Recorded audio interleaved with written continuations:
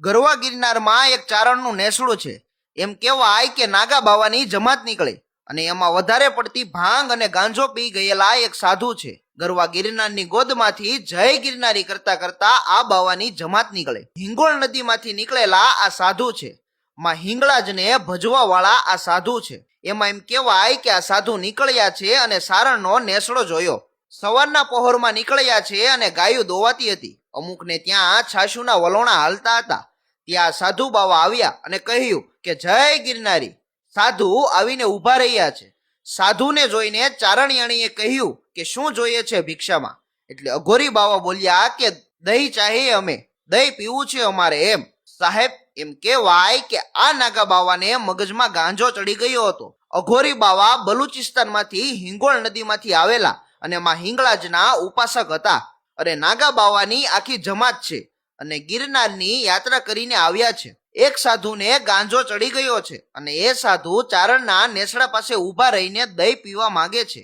અને ત્યારે ચારણિયાણીએ સાકરનો ખોબો ભરીને દહીંમાં નાખ્યો અને તાહળી ભરી અને કહ્યું કે લ્યો સાધુ, દહીં પીવો.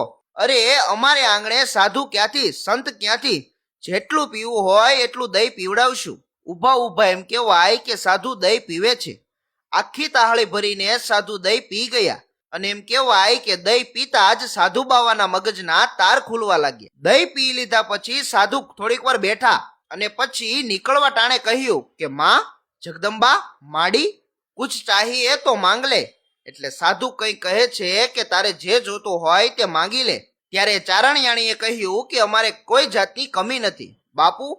માં લોબળિયાળીની અમારા પર કૃપા છે. 150 ભેંસો છે અને 50 ગાયું છે. ખૂબ સારું છે, અમારે કંઈ જોતું નથી. અરે અમે ચારણ આવ્યું તો આપવા વાળી છીએ. એટલે સાધુ બોલ્યા કે નહીં, મુझे લગ રહા હૈ કે આપકો કુછ ચાહીએ. અઘોરી બાવા કહે છે કે મને લાગે છે કે તમારે કંઈક જોઈએ છે. અરે હું હિંગળાજનો ઉપાસક સાધુ છું. એકવાર માંગી લો મૈયા, બધું આપવા તૈયાર છું. ચારણિયાણીએ શું કહ્યું એ ખાસ સાંભળજો હો, કે હું માંગુ એ તમે નહીં આપી શકો.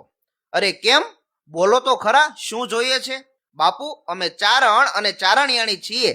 પરમાત્માની લોબળિયાળીની અમારા પર કૃપા છે, પણ શેર માટીની ખોટ છે.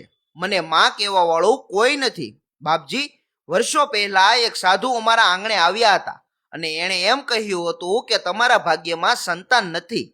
સાહેબ, તે દિવસે આ સાધુએ અઘોરી બાવાએ વચન આપ્યું કે હું હિંગળાજનો ઉપાસક છું, હું અઘોરી સાધુ છું. અરે તારા ભાગ્યમાં હોય કે ના હોય, પણ હું તને જે કહું એ સાંભળ.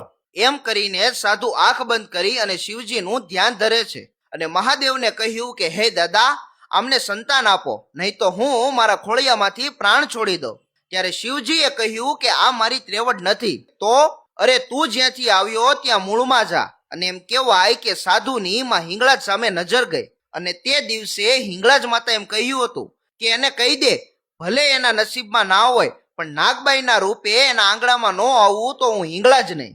પછી તો એમ કહેવાય કે સાધુ ધ્યાનમાંથી બહાર આવ્યા, આંખ ખોલી અને ચારણિયાણીને કહ્યું કે તારા ઘરે આજથી 11 મહિને સંતાન થશે. અરે તારા ઘરે 11 મહિને લક્ષ્મી આવશે, દીકરી આવશે, અને એનું નામ નાગબાઈ રાખજે.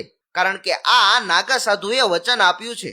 અને ઈ ભગવતી જગદંબા, ઈ નાગબાઈ સોરઠની ધરા પર જન્મ્યા. અરે મામડિયા ચારણ જ્યારે હિંગળાજ માતા પાસે ગયા ત્યારે કહ્યું હતું કે તારા ઘરે 7 દીકરીઓ રૂપે આવીશ. સાહેબ, આ હિંગળાજ માતા છે.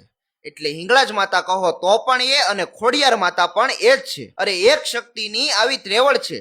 જગદંબા માતા અને કુળદેવીની આ ત્રેવડ છે. પણ જેને ભરોસો હોય ને એની આ વાત છે. જો જગદંબા પર ભરોસો હોય તો ધાર્યા કામ તો થાય, પણ નો ધાર્યા હોય ઈ પણ કામ પાર પડી જાય. વિડીયો પસંદ આવ્યો હોય તો વિડીયોને લાઈક, કોમેન્ટ અને વધુમાં વધુ શેર કરો તથા આવા અન્ય વિડીયો જોવા માટે અમારા ફેસબુક પેજ કાઠિયાવાડની વાતોને ફોલો કરો. ધન્યવાદ.